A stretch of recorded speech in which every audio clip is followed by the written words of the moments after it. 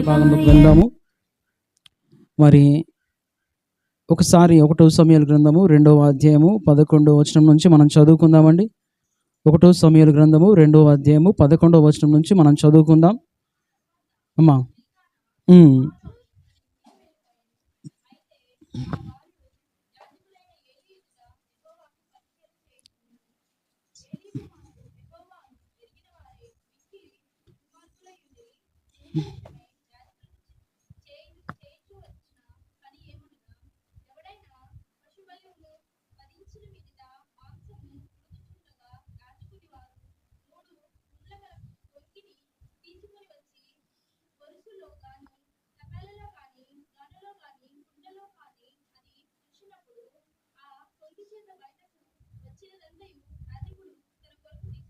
Thank you sister. చదవబడిన వాక్యము దేవుడు మన ఆత్మీయ నిమిత్తమై దీవించును గాక. నేను ఇంకా చదవాలి, ఆపిచ్చాను. సో ప్రోబెట్లారా, మరి ఈరోజు మనం చూస్తూ ఉన్న సంఘటన, మరి వాక్య భాగాన్ని మనం 2వ అధ్యాయము 1 సమూయేలు గ్రంథం నుంచి మనం చూడబోతూ ఉన్నాం. అందరం కూడా హృదయాలు తెరిచి వాక్యం వినడానికి ఇష్టపడదామండి. మనందరికీ తెలుసు, దేవుడు ఆశగల ప్రాణాన్ని తృప్తిపరుస్తాడు. అయితే వినడానికి హృదయం తెరుద్దాం. డెఫినెట్గా he will speak with us. ఒక విషయం జ్ఞాపకం చేసుకోండి,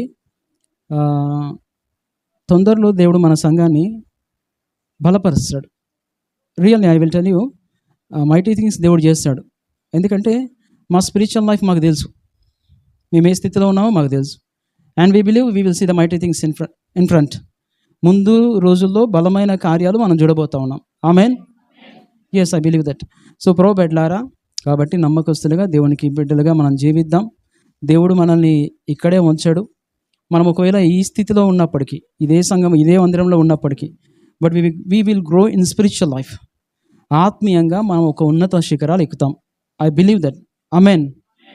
సో ప్రోబెట్లారా, ఈ సమయంలో మరి ఇక్కడ మనం ఒక విషయం చూడబోతా ఉన్నాం. అదేంటంటే, ఇక్కడ ఏలీ కుమారులు అంటే వాళ్ళు యాజకుని కుమారులు అన్న విషయం మనందరికీ బాగా తెలుసు. వారు ఒక మంచి సేవకుని పిల్లలు అయినప్పటికీ, ఆ సేవకుడు మంచివాడైనప్పటికీ పిల్లలు మంచివారుగా లేరు అన్న విషయం మనకు తెలుసు. అండ్ వాళ్ళు సేవకుని పిల్లలు అంటే క్రైస్తవులు, దేవుని బిడ్డలు అన్న విషయాన్ని మనం మర్చిపోవద్దు. అయినప్పటికీ వారు దేవునిలోనూ ఉన్నట్టు కనబడుతున్నారు. అట్ ద సేమ్ టైం వాళ్ళు దేవునిలో లేరు కూడా.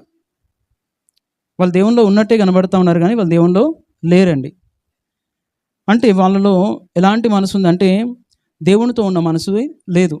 సమాజానికి, సంఘానికి ఏం కనబడతా ఉందంటే, వారు దైవజనుడి పిల్లలు, they belong to almighty God, సర్వశక్తిమంతుడైన దేవుని పిల్లల్లా వాళ్ళు కనబడుతూ ఉన్నారు.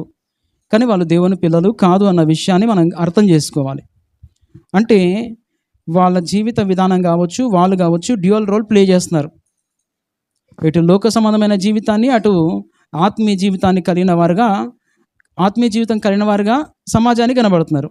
కానీ వాళ్ళలో ఆత్మీయ జీవితం లేదు, లోక సంబంధమైన జీవితమే ఉంది. ఇంకో రకంగా మీకు చెప్తాను అర్థమయ్యేటట్టుగా, వాళ్ళు మనస్తత్వం ఉంది, డబుల్ మైండ్, 2 మనసులు ఉన్నాయి. వాళ్ళు మందిరానికి వస్తూ ఉన్నారు, నాయన చేసే పరిచర్యకు వస్తూ ఉన్నారు. నాయన చేసే పరిచర్యలో మరి అక్కడ కూర్చుంటా ఉన్న పరిస్థితులు, మందిరంలో ఉన్న పరిస్థితులు మనకు కనబడతా ఉన్నాయి. అయినప్పటికీ దేవునికి దగ్గరగా లేని పరిస్థితులు కూడా మనం చూస్తూ ఉన్నాం. సో దేవుని బిడ్డలుగా మనము ముందుగా, మరి దేవుని బిడ్డలు అయితే ఎలా ఉంటారని వాక్యం చెప్తా ఉందంటే, వాళ్ళు దేవుని ఎరిగిన వారుగా ఉంటారు. They will know the God. వాళ్ళకి దేవుడు ఎవరో తెలిసి ఉంటుంది. దేవుడు ఎవరో తెలిసిన వాళ్ళు దేవుని బిడ్డలు. దేవుడు ఎవరో తెలియని వాళ్ళు దేవుని బిడ్డలు కాదు. ఇక్కడ చదువుకున్న వాక్య భాగంలో ఏలీ కుమారులు యెహోవాను ఎరగని వారైరి అని బైబిల్ చెప్తా ఉంది. వాళ్ళు యెహోవా ఎవరో తెలియని జనులు. స్టిల్ వాళ్ళు యాజకుని పిల్లలు, దేవుని బిడ్డ, దేవుని సేవకుని పిల్లలు అయినప్పటికీ కూడా వాళ్ళు ఎలా ఉన్నారంటే దేవుని ఎరగని వారిగా ఉన్నారు. సో ప్రోబెట్లారా, ఈ విధంగా దేవుని బిడ్డలుగా మనము మందిరానికి వస్తూ ఉన్నప్పటికీ, మందిరంలో మనం నివాసం చేస్తూ ఉన్నప్పటికీ, మందిరంలోకి వచ్చి దేవుని వాక్యాలు వింటూ ఉన్నప్పటికీ, దేవుని ఎరగని ప్రజలు ఉన్నారు ఈ రోజుల్లో కూడా. దేవుని తెలిసిన వాడి జీవిత విధానం వేరు ఉంటుంది, దేవుని తెలియని వాడి జీవిత విధానం వేరు ఉంటుంది. దేవుడిని తెలిసిన వాడు దేవుడు అంటే భయపడతాడు. దేవుడు తెలిసిన వాడు దేవుడు భయపడతాడండి. ఆ ఆత్మీయ యాత్రలో ప్రతిక్షణం దేవుడు అంటే భయపడుతూ బ్రతుకుతాడు. వాళ్ళు దేవుడిని తెలిసిన వాళ్ళు. దేవుని శక్తి ఏంటో, దేవుడు అంటే భయపడుతూ ఏది ఒప్పు అని తెలుసుకొని దేవుణ్ణి చూస్తూ ఉన్న భయముతో బ్రతుకుతూ ముందుకు వెళ్ళే వాళ్ళు దేవుణ్ణి ఎరిగిన జనులు. మరి ఇక్కడ మనము దేవుని ఎరిగిన జనులమా, దేవుని ఎరగని జనులమా అనేది మన హృదయాలకు తెలుసు. ఒకవేళ నువ్వు దేవుని ఎరిగిన బిడ్డవైతే డెఫినెట్గా నువ్వు భయపడతావు. ఎన్నిసార్లు నీతో దేవుడు వాక్యం ద్వారా మాట్లాడుతూ ఉన్నా భయం లేని జీవిస్తూ ఉన్నా, అలానే జీవితాన్ని కొనసాగిస్తూ ఉన్నామంటే మనం ఏం చేస్తూ ఉన్నామంటే దేవుని తెలిసిన వారమే కానీ తెలియనట్టుగా జీవిస్తూ ఉన్నాం. లేదా దేవుడు తెలిసినప్పటికీ కూడా దేవుని భయం లేని జీవితాన్ని జీవిస్తూ ఉన్నాం. దేవుని తెలిసి దేవుడు దగ్గర భయం లేని జీవితం జీవిస్తే అది మనకు శాపమే. ఇదే వాళ్ళ జీవితంలో జరుగుతూ ఉంది. ఏలీ కుమారుల జీవితంలో అదే జరుగుతూ ఉంది. ప్రభు బిడ్డలారా, మనం దేవుని ఎరిగిన వారము. We know the God. మనకు సర్వశక్తిమంతుడైన దేవుడు తెలుసు, ఆయన గొప్పతనం తెలుసు, ఆయన మహిమ తెలుసు, ఆయన ప్రేమ మనకు తెలుసు, ఆయన క్షమాపణ మనకు తెలుసు. కాబట్టి ఆయన అంటే భయపడి బ్రతకాలని వాక్యం చెప్తూ ఉంది. కానీ మనము దేవుడంటే భయపడుతూ బ్రతుకుతా ఉన్నాం అనిపించుకుంటూ మందిరానికి వస్తూ దేవుని సన్నిధిలో కూర్చుంటూ దేవుని ఆరాధిస్తూ the same time we have one more mind. ఈ మనసు ఉంటుంది, అట్ ద సేమ్ టైం ఇంకొక మనసు ఉంటుంది. ఏంటో తెలుసా? లోకానుసారమైన మనసు. దీన్ని ఏమంటామంటే ద్విమనస్తత్వం అంటాం. ద్విమనస్తత్వం దేవునికి ఇష్టమైంది ఎప్పుడూ కాదు. నేను దేవుని చిత్తం చేస్తాను, అట్ ద సేమ్ టైం నా శరీర సంబంధమైన కోరికను నెరవేర్చుకుంటానంటే నువ్వు దేవుని చిత్తం చేయట్లేదు, నువ్వు ద్విమనస్తత్వంతో జీవిస్తూ ఉన్నావు. నేను పాపాన్ని విడిచిపెట్టలేను. ప్రభు బిడ్డలారా, పాపాన్ని విడిచిపెట్టలేవా? నీ వల్ల కాదా? మంచన పడేస్తే విడిచిపెట్టవా? చచ్చినట్టు విడిచిపెడతావు. కాళ్ళు చేతులు రెండు పనికి రాకుండా చేస్తే ఏం చేస్తావు? తాగుతావా? సిగరెట్ తాగుతావా? కళ్ళు తాగుతావా? పిచ్చి పిచ్చి చేష్టాలు చేస్తావా? నోరు మూసుకొని మంచంలో పండుకుంటావు. అంత ఉగ్రత మన మీదకి రాకమునిపే ద్విమనసత్వాన్ని కొట్టి వేసుకోవాలి. ఐ కాంట్, నాతో అవుతలేదు, నేను జయించలేకపోతున్నా, నా వల్ల అవుతలేదు. ఇది నీకు దేవుడు అంటే భయం లేని స్థితి. నీకు దేవుడు అంటే భయం లేక ఆ మాటలు మాట్లాడుతూ ఉన్నావు. దేవుడు అంటే భయం ఉన్నవాడు ఆ మాటలు మాట్లాడాడు. దేవుడు అంటే భయం ఉన్నవాడు అమ్మో నా దేవుడు చూస్తూ ఉన్నాను ఇమీడియట్గా జీవితాన్ని సరి చేసుకుంటాడు. ఈ ఏలీ కుమారులు అలాంటి జీవితంలోనే ఉన్నారు. వాళ్ళకు తండ్రి అనేకులకు బోధిస్తూ, అనేకుని బలపరుస్తూ, అనేకుని చక్కని మార్గంలో నడిపిస్తూ ఉంటే పిల్లలు మాత్రం వినే పరిస్థితిలో లేని స్థితులు మనం చూస్తూ ఉన్నాం. వాళ్ళు ద్విమనస్తత్వంతో ఇటు దేవుని ప్రజలు అనిపించుకుంటూ అటు దయ్యం మనుషులుగా జీవిస్తూ ఉన్నారు. ప్రభు బిడ్డలారా, ఈరోజు దేవుని సన్నిధానికి వస్తూ ఉన్న మనము దేవుని ఎరగని వారుగా ఉండడానికి వీల్లేదు. మనం దేవుని ఎరిగిన ప్రజలుగా, దేవుడు ఏంటో, దేవుడి శక్తి ఏంటో, ఆయన సామర్థ్యం ఏంటో తెలుసుకున్న వారిగా ప్రతి అడుగులో మనం దేవుడు అంటే భయపడి బ్రతకడానికి ప్రయత్నం చేయాలి. అది దేవునికి ఇష్టమైన జీవితం. అది ద్విమనస్తత్వం లేని జీవితం. ద్విమనస్కులు దేవుని చిత్తాన్ని నెరవేరుస్తూ వాళ్ళ హృదయవాంఛలు నెరవేర్చుకుంటారు, శరీర సంబంధమైన కోరికలు నెరవేర్చుకుంటారు. మనిషిగా అందరికీ శరీరం ఉంది, అందరికీ శరీర సంబంధమైన కోరికలు ఉన్నాయి. కానీ ఆత్మీయులు ఆ కోరికలను చంపుకుంటారు. హల్లెలూయా. ఒక ఆత్మీయుడైతే ఆ కోరికలను చంపుకొని దేవుని వైపు చూస్తూ భయపడి బ్రతుకుతాడు. నా దేవునికి వ్యతిరేకమైంది ఇది, నా దేవునికి వ్యతిరేకమైంది ఇది, ఈ సిగరెట్ నా దేవునికి వ్యతిరేకమైంది, ఈ తాగుడు నా దేవునికి వ్యతిరేకమైంది, ఈ తప్పుడు మాటలు నా దేవునికి వ్యతిరేకమైనవి, ఈ తప్పుడు చూపులు నా దేవునికి వ్యతిరేకమైనవని ఒక ఆత్మీయ పోరాటంలో దాన్ని జయించడానికి ప్రయత్నం చేస్తూ ఆ పాప ఊబిలో పడకుండా నిలబడేవాడు దేవుని బిడ్డ. అతడు దేవుని ఎరిగినవాడు. మనం ఏ గుంపులో ఉన్నామో మనకు తెలుసండి. ప్రభు బిడ్డలారా, దేవుని ఎరగని ప్రజలైన ఏలీ కుమారులైన ఒఫ్నీ ఫినెహాస్ల పరిస్థితి దారుణమైంది. వాళ్ళ జీవితంలో మంచి యాజకుని పిల్లలై ఉండి కూడా వాళ్ళ జీవితాన్ని పతనం చేసుకున్నారు. వాళ్ళు నాశనాన్ని తెచ్చుకున్నారు. వాళ్ళు ఈరోజు దేవుని బిడ్డలమైన మనము, దేవుని ఎరిగిన బిడ్డలమైన మనము అటువంటి నాశనం మనకు రావడానికి కాదు దేవుడు తన ప్రాణాన్ని పెట్టి రక్తాన్ని కార్చింది, ప్రాణం పెట్టింది. దేవుని వాక్యం చెప్తా ఉంది, నా యందు విశ్వాసం ఉంచువాడు నశింపక నిత్య జీవం పొందాలి. యేసయ్య మన కోసం నశించక నిత్య జీవం పొందాలని ప్రాణం పెట్టాడు. మనం ఇంకా నశించిపోతా ఉన్న స్థితిలో ఉంటా ఉన్నామంటే కారణం ఏంటో తెలుసా? ద్విమనస్తత్వం, డబుల్ మైండ్.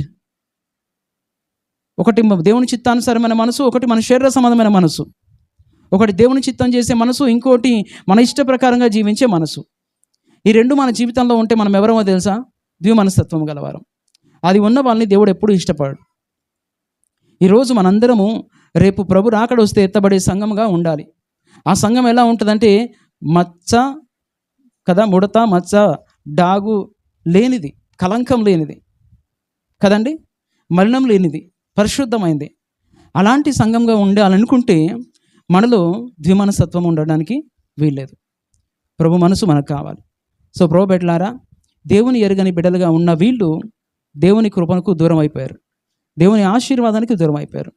ఈరోజు దేవుడు అంటే తెలిసిన మనము దేవుని శక్తిని, దేవుని సామర్థ్యాన్ని మనం ఎన్నోసార్లు చూసాం. ప్రభు బిడ్డలారా, వి నో దట్, మనందరికీ తెలుసు మన దేవుడు ఎంత శక్తిమంతుడో. మనం దేవుని రుచి చూసిన వాళ్ళం. ఈరోజు చాలామంది సాక్ష్యాలు ఇచ్చారు. ఊరికే మీరు ఇచ్చారా? మీరు దేవుని రుచి చూసారు వారు కాబట్టి సాక్ష్యాలు ఇచ్చారు. ప్రభు బిడ్డలారా, దేవుని రుచి చూస్తూ ఉన్న మనము, దేవుని రుచి చూసి దేవుని ప్రేమను తెలిసిన మనము దేవుని ఎరిగిన ప్రజలుగా మనం ఉన్నాం కాబట్టి దేవునికి వ్యతిరేకమైన కార్యాలు మన జీవితాల్లో ఉంటే వాటిని జయించడానికి ప్రయత్నం చేద్దాం. వాటిని జయించలేకపోతే సాతాను మనల్ని తొక్కేసి మనల్ని ఆత్మీయ జీవితంలో పడేస్తాడు. అప్పుడు మనం దేవుని ఎరిగిన ప్రజలమైనప్పటికీ కూడా ఎరగని వారిగా మనం ఉన్న ప్రజలుగా, ద్విమనసులుగా ఉంటాము. అది మనకు ఆశీర్వాదము కాదు. కాబట్టి ప్రభు బిడ్డలారా, దయచేసి ఈరోజు దేవుని బిడ్డలమైన మనతో దేవుని వాక్యం చెప్తా ఉన్నట్టుగా మనం ఏ గుంపులో ఉన్నాం? డబుల్ మైండ్తో ఉన్నామా? ప్లీజ్ అది వద్దు అని దేవుని వాక్యం చెప్తా ఉంది. నువ్వు దేవుని సంధానికి వస్తా ఉన్నావు, నిన్ను సంపూర్ణంగా సమర్పణ చేసుకో. నీ జీవితాన్ని పరిపూర్ణంగా ప్రభు చేతికి అప్పగించు. నీ జీవితంలో మేలే జరగని, కీడే జరగని, నువ్వు ఆయన్ని ప్రేమించే బిడ్డవు. నీ జీవితంలో సమస్తాన్ని సమకుడి దేవుడు మేలుగా మారుస్తాడు. ఈరోజు ఏమంటారు, ముళ్ళపైన నడుస్తూ ఉన్నావు కావచ్చు, ఆయన చేయి విడవకు, ఆయన్ను చేయి వదలకు, ఆయన చేతిలో ఉండడానికి ప్రయత్నం చేయి. ఆయన్ని గట్టిగా హత్తుకొని ఆయనను పట్టుకొని నడవడానికి ప్రయత్నం చేయి. మనకు భయం వేసినప్పుడు, మనకు బాధ వచ్చినప్పుడు మన తల్లిని, మన తండ్రిని గట్టిగా కౌగిలించుకుంటాం. అవునా కాదండి? నా బిడ్డ ఉంది, నా కొడుకు ఉన్నాడు కదా, చిన్నపిల్లడు, వాళ్ళకి ఏదైనా భయం అయితే పరిగెత్తుకొని వచ్చి మా కౌగిట్లో ఉంటారు. ఈవెన్ అక్షయ్, వాడికి ఏదైనా భయం వేస్తే ఒళ్ళోకి వచ్చి పండుకుంటాడు. వాడు టెన్షన్గా ఫీల్ అవుతాయి. Why can't we? మనం ఎందుకు మన దేవుని దగ్గర ఆ కౌగిట్లో ఉండకూడదు? ఆయన కౌగిట్లో ఎందుకు బందీలుగా ఉండొద్దు? ప్రభు బిడ్డలారా, దేవుని బిడ్డలం కదా, ఆత్మీయ యాత్రలో ముందుకు వెళ్తూ ఉన్నప్పుడు సద్భక్తితో బ్రతకను ఉద్దేశించి వారు హింస పొందుతారని దేవుని వాక్యం చెప్తా ఉంది. హింస వస్తుంది కావచ్చు, ఆ హింస సమయంలో ప్రభును కౌగిలించుకో. ప్రభు కౌగిట్లో వెళ్ళడానికి ప్రయత్నం చేయి, ఆయన ఒళ్ళో ఉండడానికి ప్రయత్నం చేయి, ఆయన దగ్గరగా ఉండి హత్తుకొని ఉండు. ఆయన రెక్కల చాటున ఉన్న నీకు క్షేమమే తప్ప అపాయము దేవుడు రానివ్వడు. కాబట్టి ప్రభు బిడ్డలారా, మిమ్మల్ని బ్రతిమలాడి చెప్తా ఉన్నాను, ఇక్కడ కూర్చుని మనందరితో దేవుడు మాట్లాడుతూ ఉన్నాడు. మనందరం కూడా మనకు శ్రమలు ఉండొచ్చు, కాదనట్లేదు. ఆ శ్రమల్లో ప్రభుని ఇంకా హత్తుకో, కమ్ క్లోజర్ టు హిమ్. అంతేగాని శ్రమల్లో ప్రభును దూరం చేసుకోకు. శ్రమ వచ్చింది, నేను ప్రభుని నమ్ముకున్నా, శ్రమ వచ్చింది, నేను ప్రభుని నమ్ముకున్నప్పటికీ, నేను ప్రార్థన చేస్తూ ఉన్నప్పటికీ, దేవుని నమ్ముకున్నప్పటికీ నా ప్రార్థనకు జవాబు లేదు, నేను ప్రభుని నమ్ముకున్నప్పటికీ నా జీవితంలో మేలు జరగట్లేదు అని ఒక అడుగు వెనకకేస్తే ఆ గ్యాప్ని సాతాను ఫిల్ చేస్తాడు. తర్వాత దేవునికి సంపూర్ణంగా దూరం అయిపోతావు. సాతాను ఛాన్స్ తీసుకొని అవకాశం మనమే ఇస్తూ ఉన్నామండి. ఈ అవకాశం ఇచ్చే వాళ్ళం ఏమవరమో తెలుసా? ఇలా చేస్తూ ఉన్నామంటే మనం సెకండ్ మైండ్కి వెళ్ళిపోతూ ఉన్నాం. ఆ మనసు మనకొద్దు అని దేవుడు వాక్యం చెప్తా ఉంది. ఆ మనసు కలిగిన ప్రజలు ఎవరు కూడా దేవుని ఆశీర్వాదాన్ని చూడలేదు. దేవుని సన్నిధానంలో ఉన్న మనతో దేవుడి వాక్యము మరి ఏలీ కుమారుల జీవితం నుంచి మనకు కొన్ని పాఠాలు నేర్పించాలని దేవుడు కోరుకుంటా ఉన్నాడు. కాబట్టి ప్రభు బిడ్డలారా, మనము మరి ఎంతమంది ఇక్కడ దేవుని ఎరిగిన వారం హల్లెలూయా చెప్దాం. ఒక 60% హల్లెలూయా చెప్పారు అంటే 60% దేవుణ్ణి ఎరిగిన వాళ్ళు. మరి మిగతా 40% మనం దేవుని మందిరానికి వస్తున్నాం కదా, దేవుని వాక్యం చదువుతాం కదా, బాప్తిసం తీసుకొని 20-30 సంవత్సరాలు అయింది కదా, 10 సంవత్సరాలు అయింది కదా, ఇంకా దేవుని ఎరగని ప్రజలుగా ఉన్నామా? We have to change our mind set. మన హృదయాన్ని, మన మనసును మార్చుకొని దేవుని ఎరిగిన ప్రజలుగా జీవించడానికి ప్రయత్నం చేద్దామండి. దేవుని ఎరిగిన వాడు దేవుని కోసం సిగ్గుపడాడు. దేవుని ఎరిగిన వాడు దేవుని ఇష్టప్రకారం చేయడానికి పరుగులు తీస్తాడు. దేవుని ఎరిగిన వాడు దేవుని సంతానికి పరిగెత్తుకొని వస్తాడు. మనం దేవుని ఎరిగిన వారుగా మనం ఉండడానికి ప్రయత్నం చేద్దాం. ఒకవేళ దేవుని బిడ్డలుగా మనము దేవుని ఎరగని వారుగా ఉంటే మన జీవితాన్ని మార్చుకుందాం. మనందరం కూడా దేవుని ఎరిగిన వారమే. We know the God, we know his power. ఆయన శక్తి ఏంటో మనకు తెలుసు. కాబట్టి ప్రభు బిడ్డలారా, ఆయన హత్తుకుందాం, ఆయన చిత్త ప్రకారంగా జీవిద్దాం. ఆయనకు వ్యతిరేకమైంది మన జీవితంలో ఏది ఉందో ఆ సెకండ్ థాట్ అనేది, ఆ సెకండ్ మైండ్ అనేది మన జీవితంలో తీసివేసుకుందాం. ఆ సెకండ్ మైండ్ నువ్వు తీసేయకపోతే ఆ సెకండ్ మైండ్ నీ ఆత్మీయ జీవితాన్ని పడేస్తుంది. అయితే మనలో చాలామంది ఈ సెకండ్ మైండ్ మన జీవితాన్ని వేధిస్తూ, కృంగదీస్తూ మనల్ని దేవునికి దూరం చేస్తూ ఉన్న పరిస్థితి మనం చూస్తూ ఉన్నాం. నేను వాస్తవంగా చెప్తా ఉన్నా, నిజమండి, ఇది వాస్తవం, జరిగేది ఇదే. మనకు దేవుని మనసు ఉంది, అట్ ద సేమ్ టైం లోక సంబంధమైన మనసు ఉంది. కొన్నిసార్లు దేవుని మనసు ప్రకారంగా నడుచుకుంటాం, కొన్నిసార్లు లోక సంబంధమైన మనసు ప్రకారంగా నడుచుకుంటాం. కానీ దేవుని కోరిక ఏంటంటే నువ్వు అన్నిసార్లు దేవుని మనసు ప్రకారంగా నడుచుకోవాలి. ఎందుకంటే you know the God. Shadrach Meshach అబేద్నెగోలకి వాళ్ళ దేవుడు ఏంటో తెలుసు. కాబట్టి వాళ్ళు వాళ్ళ దేవుని మీద ఆధారపడ్డారు, వాళ్ళ దేవుని మీద విశ్వాసం ఉంచారు. కాబట్టి వాళ్ళ జీవితంలో శ్రమల్లో దేవుని విడవలేదు, శిక్ష మీదకి వస్తూ ఉన్నప్పుడు విడవలేదు, అగ్నిగుండంలో వేస్తామన్నా విడవలేదు. బికాస్ వాళ్ళు దేవుణ్ణి ఎరిగిన వారు, సెకండ్ మైండ్ రానివ్వలే వాళ్ళు. ఈరోజు మన జీవితంలో చిన్న ఆశీర్వాదం రాకపోతే మనం ఇటు తిరుగుతాం. నువ్వు దేవుని ఎరిగిన బిడ్డవా? నామకర్త క్రైస్తవుడివా? నువ్వు దేవుని బిడ్డవైతే నెగిటివ్ మాట్లాడవు. నీ దేవుడు ఏంటో నీకు తెలిస్తే నువ్వు వ్యతిరేకమైన మాటలు మాట్లాడవు. పేరుకు నేను క్రైస్తవుని, నేను 20 సంవత్సరాలు 30 సంవత్సరాలు, మా తాతల క్రైస్తవులు, మా అమ్మల క్రైస్తవులు, మా అయ్యల క్రైస్తవులు, ఏం పనికి నీ క్రైస్తవ్యం? For what purpose? ఏ ఉద్దేశంతో ఆ మాటలు మాట్లాడుతున్నావు? ప్రభు బిడ్డ, నువ్వు క్రైస్తవుడు అంటే క్రైస్తవుడుగా బ్రతుకు. అందుకని దేవుని వాక్యం చెప్తుంది, మిమ్మల్ని బట్టే కదా నా నామము అన్యజనుల మధ్య దూషించబడతా ఉంది. లార్డ్ ఫాదర్, ప్రభు బిడ్డలారా, దయచేసి మనం దేవుని బిడ్డలుగా మన ఆత్మీయ జీవితంలో ఆయన చిత్తాన్ని చేసే వాళ్ళమైతే ఆయన మనల్ని సిగ్గుపరచడు.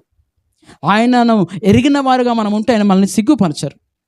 ఈ షడ్రక్ మేషక్ అబేద్నెగోలు దేవుని ఎరిగిన ప్రజలు, ఆయన రుచి చూసిన ప్రజలు. వాళ్ళు దేవుని ఎరిగిన ప్రజలు ఎలాంటి పరిస్థితుల్లో అయినా సరే ఆయన విడిచిపెట్టారు. దేవుని ఎరగని వారు ఆ పని చేస్తారు. దేవుని ఎరిగిన ప్రజలు మేము క్రైస్తవులం అంటారు, ఏ రోజు చర్చికి రారు. వాళ్ళు క్రైస్తవులు ఎందుకు అవుతారు? వాళ్ళు ఆల్రెడీ సాతాను బంధకంలో ఉన్నారు. నిజమండి. అండ్ వాళ్ళు ఏమనుకుంటారంటే we belongs to God almighty. Sorry, సాతాను వాళ్ళని ఆల్రెడీ భ్రమపరిచి ఆత్మచేత పీడిస్తూ ఉన్నాడు. వాళ్ళు భ్రమపరిచి ఆత్మచేత పీడించబడితే వాళ్ళు అనుకుంటా ఉన్నారు మేము క్రైస్తవులం. ప్రభు బిడ్డలారా, ఆన్లైన్లో ఉన్నా సరే, ఇక్కడ ఉన్నా సరే, దేవుని వాక్యం చెప్తున్న మాట, నువ్వు ఏ స్థితిలో ఉన్నావు? క్రైస్తవుడు అనుకుంటూ దేవుని ఎరగని బిడగా ఉంటూ నువ్వు అనుకుంటావు నేను దేవుని ఎరిగిన వాడిని, ఐ నో ద గాడ్. నీకు దేవుడు తెలిసైతే ఈరోజు నువ్వు మందిరంలో ఉంటావు, ఆన్లైన్లో ఉండవు. నువ్వు దేవుని ఎరిగిన వాడవైతే నువ్వు ఈరోజు మందిరంలో దేవుని మనసారా ఆరాధిస్తావు.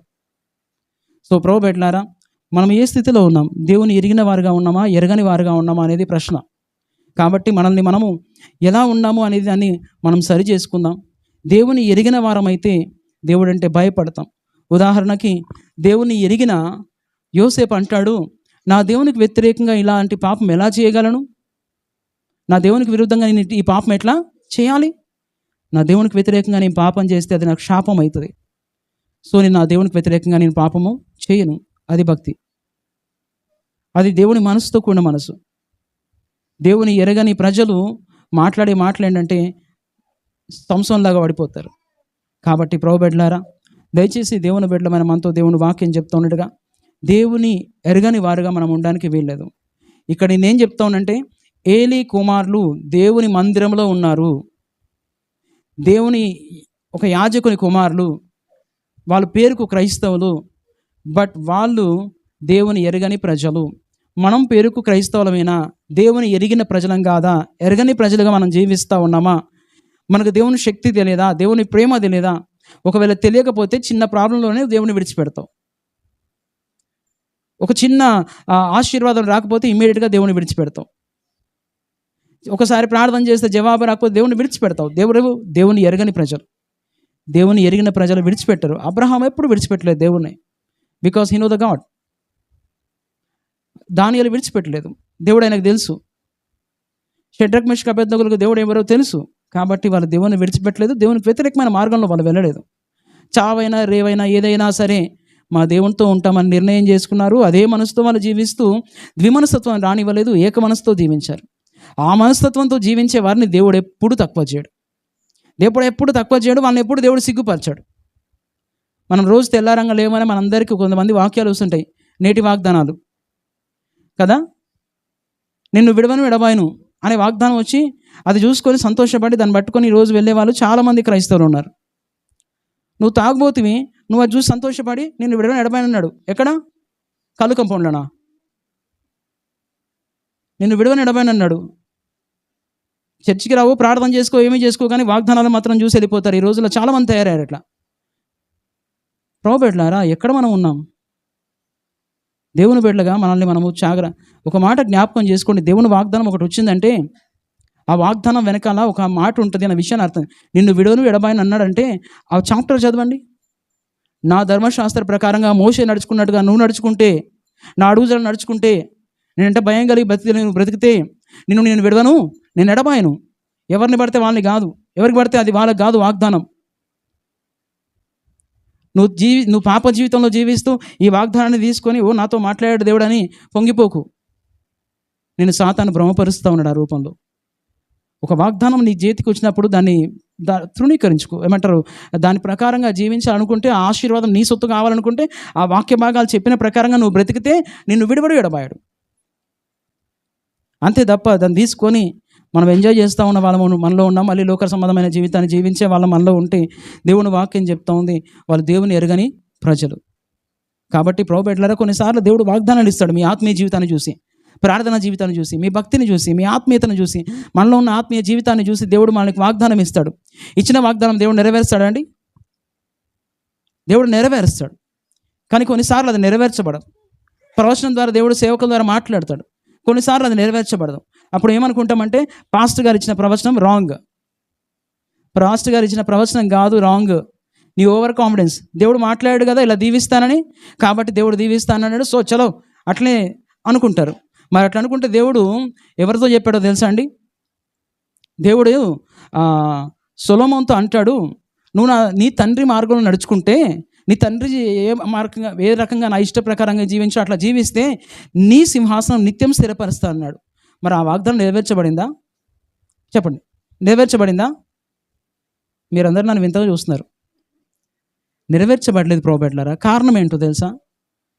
ఆయన తప్పిపోయాడు. మన జీవితంలో మనం తప్పిపోయినప్పుడు, దేవుడు వాగ్దానం చేసినప్పటికి మనం ఆ జీవితంలో నెరవేర్చబడడానికి గల కారణం ఏంటంటే మనం తప్పిపోతే, మనం దేవునికి వ్యతిరేకంగా వెళ్తే, దేవుని ఎరగని బిడ్డలుగా మనం జీవిస్తే.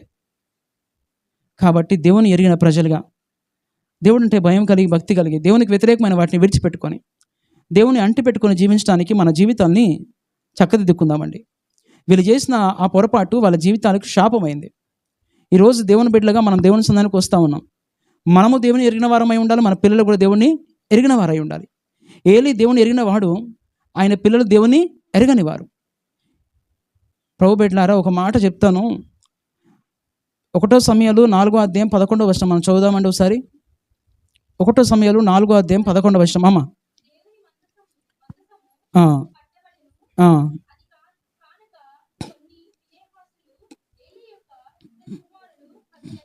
థ్యాంక్ యూ మా. ఇంకొక మాట 1 సమూయేలు 2:33. 1 సమూయేలు 2:2.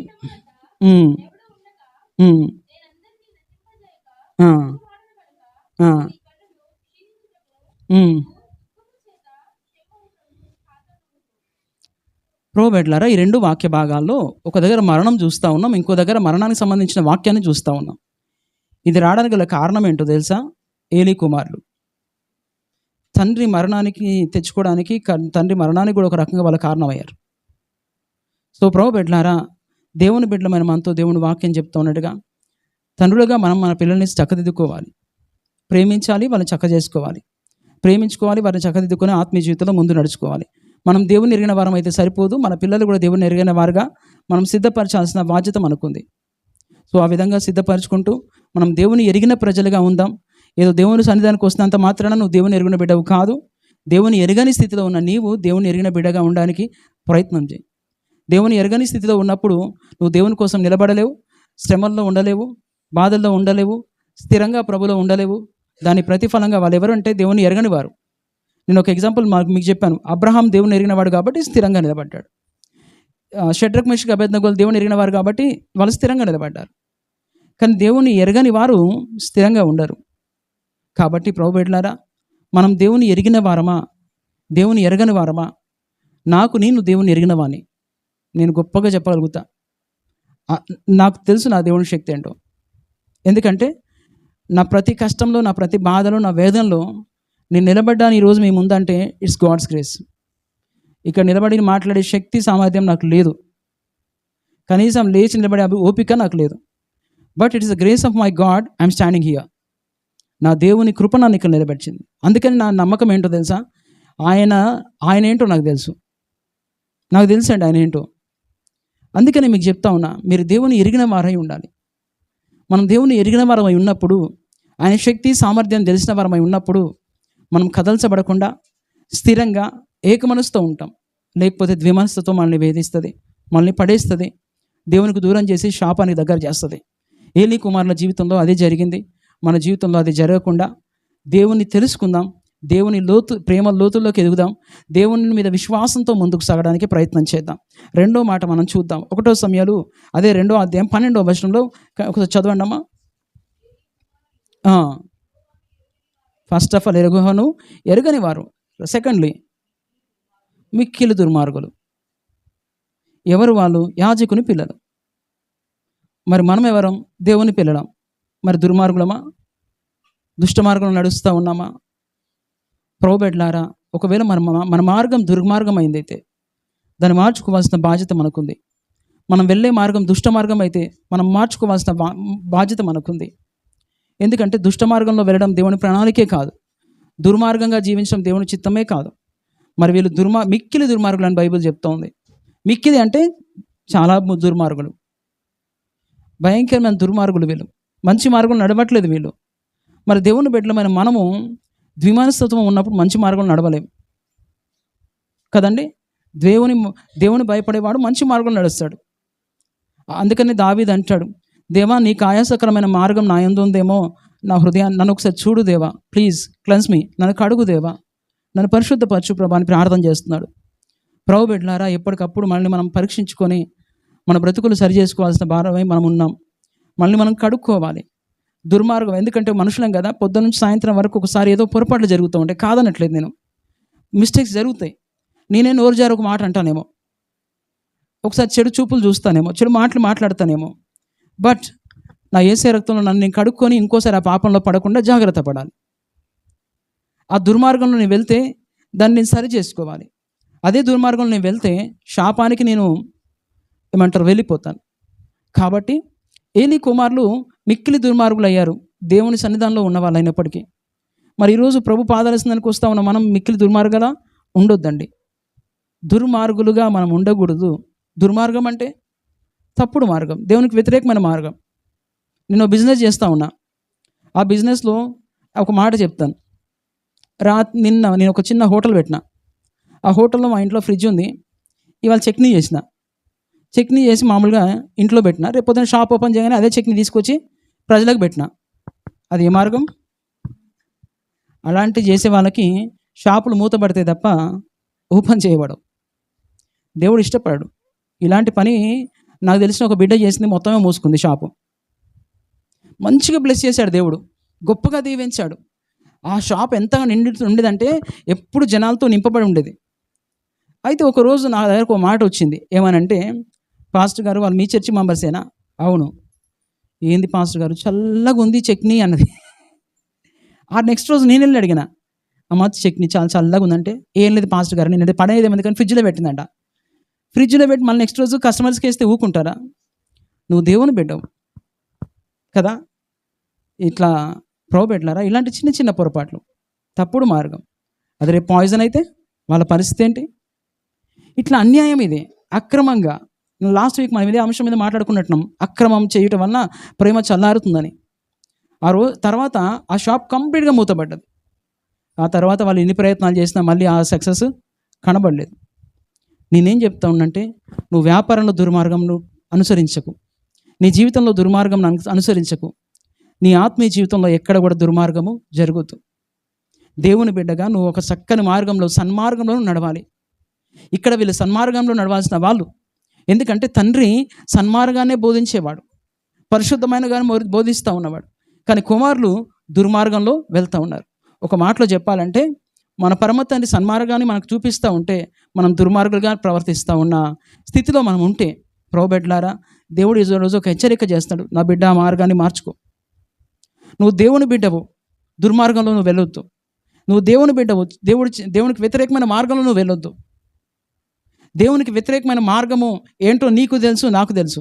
ప్రతి పాపము దేవునికి వ్యతిరేకమైన మార్గమే. ఆ దుర్మార్గంలో మనము ప్రయాణం చేయొద్దు. నువ్వు ఒక సేవకుని ప్రేమిస్తున్నావా?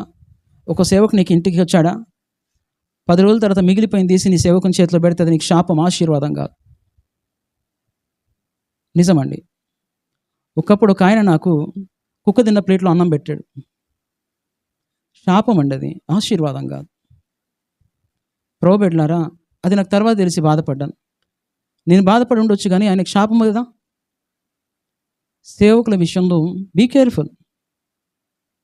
నీకుంటే ఫ్రెష్ది పెట్టు, లేకపోతే ఊరుకో. చీమలు పట్టింది, పాసిపోయింది, నువ్వు సేవకుడు పెడితే సేవకుడు తింటాడు కావచ్చు, కానీ గాడ్ ఈజ్ వాచింగ్. నీ ఇంట్లో మిగిలిపోయింది నువ్వు సేవకుడికి ఇస్తున్నావు కావచ్చు, గాడ్ ఈజ్ వాచింగ్. అది దుర్మార్గం ప్రోబేట, అది దుర్మార్గం, దేవునికి వ్యతిరేకమైన మార్గం అది. బైబిల్ ఏం చెప్తా ఉందంటే శ్రేష్టమైంది నువ్వు ఇవ్వమని, అంతేగాని నీ ఇంట్లో పాసిపోయింది, మిగిలిపోయింది, పనికిరాంది ఇవ్వమని కాదు. Please remember it. దీన్ని మనం మర్చిపోవద్దు ప్రోబేట్లారా. ఎప్పుడైనా సరే అది దేవుడికైనా దైవజనులకైనా ప్రీషియస్ థింగ్ ఇవ్వడానికి ప్రయత్నం చేద్దాం. అలాంటిది చేసేవాళ్ళు ఉన్నారు. ఎంత కష్టం వస్తూ ఉంటుంది, ఎంతో డబ్బులు సంపాదిస్తారు, చేతిలో పైసలు ఉండవు, ఎన్నో చేస్తారు, బ్లెస్సింగ్ ఉండదు, ఆశీర్వాదం ఉండదు, శాపం వస్తుంది. ఇది దుర్మార్గం కాదా? దుర్మార్గం కాదా అండి? ప్రోబెడ్లారా, మనం ఏ స్థితిలో ఉన్నాం? మనం దేవుని బిడ్డలం. ఒక సేవకునికి ఇష్టప్పుడు ఎన్నిసార్లు గునుక్కుంటామో, ఎన్నిసార్లు సనుక్కుంటామో. ఒక మంచి కార్యం చేయడానికి ఎంత గునుక్కుంటామో, ఎంత సనుక్కుంటామో. అలాంటిది మంచి మార్గమే కాదు. దేవుడు నేను సన్మార్గం నడవమంటా ఉన్నాడు. దానికి ఎగ్జాంపుల్గా ఒక మంచి సమరయుని దేవుడు మనకు చూపించాడు. మన యేసయ్య మంచి సమరయుడిగా మనకు జీవితాన్ని చూపిస్తాడు. But we still live in wrong ways. చెడు మార్గంలో మనం వెళ్తూ ఉన్నాం. ప్రోబెడ్లారా, నీ మనసు ఎలాంటిది? దుర్మార్గ సంబంధమైన మనసా, ఒక మంచి మనసా? ఒక సేవకుడికి ఎవరైనా కానికిస్తే 10 సార్లు చూసి ఎంత ఉందని వెతికి వెతికి దొరకబట్టి దాన్ని వెంట పడే వాళ్ళు ఉన్న రోజుల్లో మనం ఉన్నాం. నిజమండి. ఇస్తే తిరిగి వాపసుగా తీసుకునే వాళ్ళ రోజుల్లో మనం ఉన్నాం. దుర్మార్గం అండి. నువ్వు ఇచ్చావు, బైబిల్ చెప్తా ఉంది, నువ్వు కుడి చేతితో ఇస్తే ఎడమ చేతికి తెలవద్దు. ఇచ్చిన తర్వాత నీకు మనసారా నిద్రపట్టదు. ఊరికే ఇంత ఇచ్చానే మనస్తత్వంతో ఉంటావంటే నువ్వు దుర్మార్గంలోనే ఉన్నావు. ఇవ్వకపోతే ఇవ్వకు, అసలు ఇవ్వకు, ఒక పైసా కూడా ఇవ్వకు. సేవకుని దేవుడు పోషిస్తాడు. God will look after all his needs. నువ్వు ఇవ్వాల్సిన అవసరం ఏముంది? కాకులంతో పోషించిన దేవుడు సేవకుని ఎలా పోషించాలో పోషించుకుంటాడు. నువ్వు ఇవ్వడం ఎందుకు, గులడం ఎందుకు? అది నీకే శాపము, అది నీకే దరిద్రం. కాబట్టి సేవకుల విషయంలో చాలా జాగ్రత్తగా ఉండాలి. ప్రోబెడ్లారా, నన్ను ఆత్మ ప్రేరేపణతో మీకు చెప్తా ఉన్నా. ఎందుకంటే దుర్మార్గులైన మాట విషయంలో నేను ఇది ప్రిపేర్ కాలేదు. Still my God is guiding me. నా దేవుడు నడిపిస్తూ ఉండడం నేను మీకు ముందు పంచుకుంటా ఉన్నా. సో ప్రోబెడ్లారా, దయచేసి మనం ఏ మార్గంలో ఉన్నాం? అది దేవునికి దూరమైన మార్గం, దేవునికి దుర్మార్గమైంది. ఉదాహరణకు మాట మీకు చెప్తాను. దేవుని సన్నిధానంలోకి తీసుకొచ్చిన అననీయ సఫేరాలు, వాళ్ళు ఎలాంటి ఉద్దేశంతో తీసుకొచ్చారు? మంచి వాళ్ళే, మంచి హృదయంతోనే తీసుకొచ్చి ఉంటారు. కానీ వాళ్ళు ఒక చప్పుడు ఆలోచన వచ్చింది. ఏమంటారు తెలుసా? వాళ్ళు పరిశుద్ధాత్మ మోసపరిచారు. మనం కూడా అదే చేస్తూ ఉన్నామండి. కానీ ఇంకొక ఆయనను దేవుడు ఒక పేదరాళ్ళ ఇంటికి పంపిస్తే ఆమె నిండు హృదయంతో ఇచ్చింది. And she has seen the miracles. పిండి కొరత లేకుండా చూసింది. ప్రోబెడ్డ, మనం ఆ గుంపులో ఉండాలి తప్ప దుర్మార్గపు గుంపులో మనకు ఉండకూడదు. ఇలా మైక్ పట్టుకొని నేను ఎవరినో తిట్టడానికి కానీ ఎవరినో ఉద్దేశించి మాట్లాడట్లేదు. The word of the God, holy spirit, God is guiding me and I'm teaching you. అంతే. ఆయన నన్ను నడిపిస్తా ఉన్నా, నేను మీకు బోధిస్తా ఉన్నా. ప్రోబెడ్లారా, ఎందుకంటే నేను చెప్పాను కదా, ఇక్కడ నిలబడే శక్తి సామర్థ్యం టుడే ఐ డోంట్ హ్యావ్. ఇంత కూడా లేదు. నేను ఈవెన్ ఏమనుకున్నా తెలుసా? పొద్దున్న లేచినప్పుడు మాయతో అన్న, మాయా ఈవెన్ నిలబడే ఓపిక నాకు లేదు, పడిపోతానేమో అనిపిస్తుంది. అండ్ ఐఎమ్ కమింగ్ ఇక్కడికి వస్తూ ఉన్నప్పుడు ఏమనుకుంది తెలుసా? ప్రభా, నేను నిలబడి పడిపోతానా, ఏమన్నా అయిపోతానా అనుకున్న స్థితిలోనే ఉన్నా. But my God is all mighty power. ఆయన ఏమంటారు? All mighty God is. ఆయన శక్తి సర్వశక్తమైన శక్తి. ఆయనలో మనం ఉంటే, అందుకని ఒక మాట అన్నా కదా, ఐ నో మై గాడ్. నా దేవుడు నాకు తెలుసు, ఆయన నన్ను సిగ్గుపరచాడు. సో ప్రోబెడ్లారా, మనం ఏం తెలుసుకోవాలంటే ఫస్ట్ మన దేవుడు ఏంటో మనం తెలుసుకోవాలి. మన దేవుడు నిరిగిన వరకు మనము ఉంటే మనల్ని సిగ్గుపరచాడు. నేను ఎప్పుడు ఒకటే మాట అంటా, ప్రభా నన్ను సిగ్గుపరచకు ప్లీజ్, నన్ను సిగ్గుపరచుద్దు దేవా అని నేను ప్రార్థన చేస్తూ ఉంటా. అండ్ ద సేమ్ థింగ్ ఇది దేవుడు ఎప్పుడు చేస్తుంటాడు. రీసెంట్గా ఒక దగ్గరికి వెళ్ళి మొట్టమొదటిసారి నేను ఎప్పుడు మాట్లాడలేదు అండ్ నాకు ఒక అవకాశం దొరికింది పాస్టర్స్ మధ్య మాట్లాడే భాగ్యం. ఆ రోజు నేను ప్రార్థన చేసుకున్నా. అక్కడికి వెళ్తే అందరు తలపండే వాళ్ళు, ప్రభా నేనేం మాట్లాడాలి ప్రభా, వాళ్ళ ముందు వాక్యం చెప్పే అంత అర్హత యోగ్యత నాకు లేదు. అక్కడికి వెళ్ళి నేను వాక్యం చెప్పడానికి నిలబడిన వెంటనే తలపండిన ఒక వ్యక్తి వచ్చాడు, మహానుభావుడు వచ్చాడు. ఆయన చూసిన తర్వాత నా కాలు చేతులు వెనకడం స్టార్ట్ అయింది, నాకు భయం నాలో స్టార్ట్ అయింది. బట్ నేను ఒకటే అనుకున్నా, యెహోవాను బట్టి ధైర్యం తెచ్చుకో, యెహోవాను బట్టి ధైర్యం తెచ్చుకొని నేను కాదు, నాలో పరిశుద్ధాత్మ దేవుడు నడిపిస్తాడని నిలబడి మాట్లాడిన తర్వాత ఎవరికి నేను భయపడ్డానో ఆ వ్యక్తి వచ్చేమాట తెలుసా, నాన్న నీ ద్వారా దేవుడు నాతో మాట్లాడాడు, I have to change my life అన్నాడు. హల్లెలూయా. ప్రోబిడ్డ, ఆ రోజు నేను ప్రతి నోటి నుంచి ఒక మాట విన్నా, గాడ్ మాతో మాట్లాడాడు అనే మాట. దేవుడు, నేను ఇక్కడ ఏమని ప్రార్థన చేసుకున్నా, దేవా నన్ను సిగ్గుపరచడు. ఆయన బిడ్డలమండి మనం, సిగ్గుపరచడు. నీ బిడ్డ నువ్వు సిగ్గుపరుస్తావా? వాడు తప్పు చేస్తే వెనకేసుకొస్తావు, వాడు పొరపాటు చేసిన విషయం నీకు తెలుసు, స్టిల్ వెనకేసుకొస్తావు. వాడి వల్ల పొరపాట్లు జరిగినా, వాడు తప్పు చేసినాడైనా నువ్వు వెనకేసుకుంటావే. మరి నిన్ను ప్రాణానికి ప్రాణంగా ప్రేమించే దేవుడు వెనకేసుకోడా? నేను సిగ్గుపరిచేలా చేస్తాడా? నెవర్. ఎప్పుడు అలా కాదు. ఆయన నేను కౌగిట్లో దాచుకుంటాడు. ఆయనకు నువ్వంటే ప్రాణం. ఎంత ప్రాణం అంటే చెప్పలేనంత ప్రాణం. So love him. ఆయన ప్రేమిస్తా ఉన్నా నీవు దుర్మార్గంలో నడుచుకోవడానికి వీల్లేదు ప్రోబిడ్డ. ఆయన ప్రేమ అపారమైంది. ఆ ప్రేమ నీకు అర్థమైతే, ఆ ప్రేమలో అసలు ఐ కాంట్ సే వర్డ్స్. ఆ ప్రేమ ఎంత గొప్పదంటే మాటలు లేవండి. ఆ ప్రేమలో ఎదగడానికి ప్రయత్నం చేద్దాం, ఆ ప్రేమలో ఫలించడానికి ప్రయత్నం చేద్దాం. ఆ ప్రేమలో ఉంటే ఆ ఉన్న సంతోషం వేరు. కాబట్టి ప్రోబిడ్డలారా, మన మార్గం ఏంటి? మనం దేవుని ఎరిగిన వారుగా ఉన్నామా, ఎరగని వారుగా ఉన్నామా? దేవుని ఎరగని ప్రజలుగా ఉందాం. రెండోది, వాళ్ళు మిక్కిలి దుర్మార్గుడు. మనం ఆ గుంపులో ఉండకుండా మన జీవితాన్ని సరిదిద్దుకుందాం. తప్పుగా అనుకోవద్దు. నేను ఎప్పుడు నా నుంచి నేను వాక్యం చెప్తా ఉన్నప్పుడు నేను అనుకుంటాను, నేను అనిపిస్తూ ఉంటుంది, ప్రభా నేను సంఘాన్ని గద్దిస్తూ ఉన్నా, విశ్వాసాన్ని గద్దిస్తూ ఉన్నా అనిపిస్తుంది, అది నాకు అనిపిస్తూ ఉంటుంది. And today I want to see, ఈరోజు నేనేమనుకున్నా అంటే విశ్వాసంలో బలపరిచే వాక్యం చెప్పాలి ప్రభా అనుకున్నా. దేవుడు మళ్ళీ అట్టిటి పోయి నన్ను ఇక్కడికే తీసుకొచ్చాడు. So it's the will of the God. నేను మీకు బ్లెస్సింగ్ కోసం మాట్లాడాలి ఈరోజు, ఎట్లయినా బ్లెస్సింగ్ కోసం చెప్పాడు బిడ్డలకు అందరికీ బలపరచాలని ఆశపడ్డా. కానీ నా దేవుని ప్రణాళిక అది అయినప్పుడు నేనేం చేయగలనండి? సో ప్రోబిడ్డలారా, ప్లీజ్ మనము మిక్కిలి దుర్మార్గులుగా ఉంటే మన జీవితాన్ని మార్చుకుందాం. ఈరోజు చాలామంది ఈ తప్పుడు మార్గంలో వెళ్తూ క్రైస్తవులమైనప్పటికీ, విశ్వాసులమైనప్పటికీ దేవునికి వ్యతిరేకమైన జీవితం జీవిస్తూ ఆశీర్వాదాన్ని కోల్పోతూ ఉన్నాం. బ్లెస్సింగ్స్ పోగొట్టుకోవడానికి గల కారణం ఇదేనండి, దేవుని ఎరగకపోవడం. రెండోది, తప్పుడు మార్గంలో వెళ్ళడం, దుర్మార్గంలో వెళ్ళడం, దేవునికి వ్యతిరేకమైన మార్గంలో, ఇతరుల్ని నొప్పించే మార్గంలో వెళ్ళడం. సేవకులు అయినప్పటికీ కూడా ఎంతోమంది నొప్పిస్తూ ఉన్న సేవకులు ఉన్నారు. చెప్పుకోవాలంటే బాధ అనిపిస్తూ ఉంటుంది. వాళ్ళు సేవకుల పొజిషన్లో ఉంటారు, చాలామందిని గాయపరుస్తుంటారు, చాలామందిని బాధ పెడతా ఉంటారు. ప్రోబిడ్డలారా, అది అసలు తగదు. రైట్, తర్వాత మా వాక్య భాగం ఇంకోటి మనం చూద్దాం.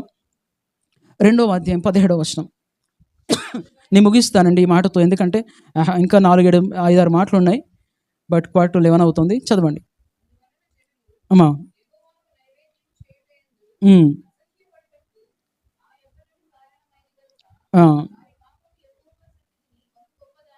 థ్యాంక్ యూ మా. ప్రోబిడ్డలారా, ఈ వాక్యాన్ని నేను చెప్పిన తర్వాత మీరు పైన చదువుకోండి. తర్వాత అక్కడ జనులు యెహోవా నైవేద్యము చేయటందు అసహ్యపడటకు కారణమైంది. నైవేద్యాన్ని ప్రజలు తీసుకొని వస్తూ ఉన్నారు, మాంసాన్ని తీసుకొని వస్తూ ఉన్నారు. దాన్ని ఫస్ట్ మరి అక్కడ నైవేద్యాన్ని అర్పణ చేసిన తర్వాత, అది ఉడికిన తర్వాత దాన్ని ఇవ్వాలి. అయితే పచ్చి మాంసమే కావాలని ఇక్కడ ఏలీ కుమారులు అడుగుతూ దానికోసము అక్కడ ఆర్డర్ వేస్తూ ఉన్నారు. వ్యతిరేకంగా మాట్లాడుతూ దేవునికి వ్యతిరేకమైన పాపం చేస్తూ ఉన్నారు. అయితే అక్కడున్న వాళ్ళంతా, మేము తీసుకెళ్ళిన అర్పణలన్నీ ఎవరు? ఆ పిల్లలు గుంజుకుంటూ ఉన్నారు, వాళ్ళు తీసుకుంటూ ఉన్నారు. వాళ్ళ మా అర్పణ కనీసం దేవునికి చెందకుండా చేస్తూ ఉన్నారు అని జనులు యెహోవాకు నైవేద్యం చేయటందు అసూయపడ్డారంట. మేము నైవేద్యం దేవునికి తీసుకెళ్ళడం ఎందుకు? వాళ్ళ మధ్యలో తింటూ ఉంటే ఇంకా తీసుకెళ్ళడం కూడా వేస్ట్, ఆ చర్చికి వెళ్ళడం కూడా వేస్ట్. అక్కడికి వెళ్తే పాస్టర్ గారు తీసుకెళ్ళి దాన్ని ప్రార్థన చేయకమునిపై పిల్లలు మింగుతూ ఉన్నారు, వీళ్ళు ఎత్తుకొని వెళ్తూ ఉన్నారు అని చెప్పి వారిని బట్టి దేవుడు ఏమంటారంటే, ప్రజలు దేవుని సంధానికి రావడానికి అసూయపడుతున్నారంట. అసహ్యపడుతూ ఉన్నారండి. ప్రోబిడ్డలారా, దేవుని సన్నిధికి రావడానికి నిన్ను బట్టి ఎవరైనా అసహ్యపడితే అది మనకు ఆశీర్వాదం కాదు కదా. ఇంతకుముందు పాస్టర్ గారు వర్షిప్ చేస్తూ మాట అన్నారు. ఏమనంటే, అక్కడ చప్పట్లు కొట్టరు, అక్కడ గంభీరంగా పాడరు, గంభీరంగా ఆరాధన చేయరు అని ఒక ఆమె మన చర్చ నుంచి ఇంకొక ఆమె చెప్పింది. పరిశుద్ధాత్మ దేవుడు ఊరుకోడు, ఆమెనే ప్రేరేపించి మాతో చెప్పేలా చేస్తాడు. ఆమె వచ్చి మాకు చెప్పింది ఏమని, మీ ఏంటంటే చర్చికి రావట్లే అంటే, వచ్చేటోళ్ళకే చప్పట్లు కొనేకి సరిగ్గా లేదంట, పాడనికి సరిగ్గా లేదంట, గొంతెత్తి ఆరాధించడానికి సరిగ్గా లేదంట. నన్నేం చేయమంటావయ్యా? నిన్ను బట్టి ఒకరు దేవుని సంఘానికి రాకుండా వెళ్ళిపోతూ ఉన్నారంటే శాపం వస్తుంది బిడ్డ. నువ్వు ఒక ఆత్మను దేవుని సంఘం నడిపించే బిడ్డగా ఉండాలి తప్ప ఒక ఆత్మను దూరం చేసే బిడ్డగా ఉండకూడదు. బిడ్డలారా, దేవునికి వ్యతిరేకమైన కార్యాలు మనం చేయకూడదు. ఇక్కడ జనులు అసహ్యపడేలాగా వీళ్ళ కార్యాలు ఉన్నాయి. అసహ్యపడేలాగా మన జీవితాలు ఉండకూడదు. ఒకరోజు ఒక సహోదరి ఏమంటుంది తెలుసా? అమ్మ చర్చికి రారా అని అడిగిన. మన స్మైలీ వయసు ఉంటుంది. నేను అడిగిన, అమ్మ చర్చికి రారా అంటే, ఎందుకు రావాలన్నా చర్చికి? చాలా సింపుల్గా అన్నది అమ్మాయి. ఎందుకు రావాలన్నా చర్చికి? మీ చర్చికి వచ్చి అంతేమన్నా ఏమంటారు శుద్ధపూసలా? శుద్ధపూస అంటే నాకు పెద్దగా తెలియదు కానీ శుద్ధపూసలా అన్నది. అంటే పరిశుద్ధులా అని అర్థం కావచ్చు. మంచివారా పరిశుద్ధులా అని అర్థం. ఆమె ఏమంటదంటే, చర్చికి వస్తారు కానీ వాళ్ళ జీవితం బయట నాకు తెలుసు. వారిని బట్టి ఈ అమ్మ ఏమంటదంటే, నేను చర్చికి రాను. అసహ్యపడతా ఉన్నారు వాళ్ళని చూసి. ఇక్కడ వీళ్ళని చూసి దేవుని మందిరానికి రావడానికి జనాలు అసహ్యపడుతున్నారంట. బిడ్డలారా, అలా మన వల్ల జరిగితే మనము దేవుని కార్యాలు కట్టుపడతామన శపించబడిన జనమే అవుతాం తప్ప ఆశీర్వదించబడిన జనంగా మనం ఉండలేం. కాబట్టి ఏలీ కుమారుల జీవితము దేవుని నామాన్ని గణపరిచేదిగా లేదు కానీ దేవుని నామాన్ని అవమానపరిచేదిగా, దేవుని నామానికి వ్యతిరేకమైనదిగా మనం చూస్తూ ఉన్నాం. అక్కడ అది కనీసం ఉడకక మునిపే దేవుని వాక్య ప్రకారంగా అది ఉడికిన తర్వాత ఆ 3 కొనలతో ఉన్న ఒక కర్రను తీసుకుని అలా గుచ్చి ఎంతైతే రావాలో అంత యాజకునికి ఇవ్వాలి, మిగతాది మనం తీసుకోవాలి. అయితే ఇక్కడ జరగట్లేదు. వీళ్ళు ఏం చేస్తూ ఉంటారు, మాంసలాగానే తీసుకుంటా ఉన్నారు. తిండిపోతులు, దేవుని అర్పణలు తింటా ఉన్న మూర్ఖులు, అటువంటి స్థితిలో ఉన్నవాళ్ళు కాబట్టి దేవుని కోపం వాళ్ళ మీదకి వచ్చింది. దేవుని సంఘానికి వచ్చి ఆరాధిద్దామంటే ప్రజలు రావడానికి భయపడతా ఉన్నారు, అసహ్యపడతా ఉన్నారు. అక్కడికి వెళ్ళడం వల్ల మాకేం లాభం అనే పరిస్థితి వచ్చిందంటే అది క్రైస్తవుని బట్టే. నిజమండి. బిడ్డలారా, దేవుని బిడ్డలమైన మనతో దేవుని వాక్యం చెప్తా ఉన్నట్టుగా మనల్ని బట్టి ఏలీ కుమారులలాగా దేవుని నామం అవమానపరచబడద్దు.